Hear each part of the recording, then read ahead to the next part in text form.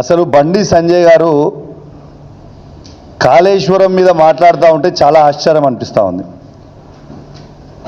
అసలు ఆయన అదృష్టం ఉండి, ఫస్ట్ ఆఫ్ ఆల్ మన తెలంగాణలో ఉన్న ఒక మేధావి అయిన వినోద్ కుమార్ గారి మీద నువ్వు ఎంపీ గెలవడమే ఒక పెద్ద ఫ్లూకు. కరీంనగర్ జిల్లాలో ఫ్లూక్లో గెలిచినావు, అయిపోయింది. నీ అదృష్టం మంచిగుంది, గెలిచినావు, అయిపోయింది. నేను ఒక్కటే అడుగుతున్నా, బండి సంజయ్ గారు ఇంతకుముందు మా శ్రవణ్ కుమార్ గారు అన్నారు ఒక్కసారి అవకాశం ఇవ్వండి అని నువ్వు అడుగుతున్నావు అని. అసలు నీకేమైనా దిమాగ్ ఉందా బండి సంజయ్? నీకు ఆల్రెడీ అవకాశం ఇచ్చిండ్రు. కేంద్ర 2 సార్లు ఎంపీ అయినావు, కేంద్ర హోంమంత్రి అయినావా బాబు. నువ్వు కేంద్ర హోంమంత్రి అయి ఉండి నువ్వు కనీసము కాళేశ్వరం గురించి నువ్వు మాట్లాడుతూ ఉన్నావు.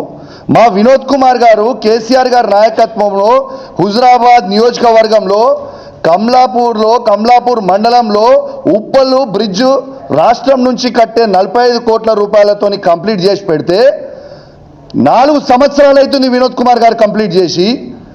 నువ్వు ఎంపీ అయి దాదాపు ఒక టర్మ్ అయిపోయింది, సెకండ్ టర్మ్ అయి ఆల్మోస్ట్ 2 సంవత్సరాలకు వస్తుంది. నువ్వు కేంద్ర హోంమంత్రి ఉండి ఆ మధ్యలో జాయిన్ చేయడానికి చేతగాని దద్దమ్మవి బండి సంజయ్.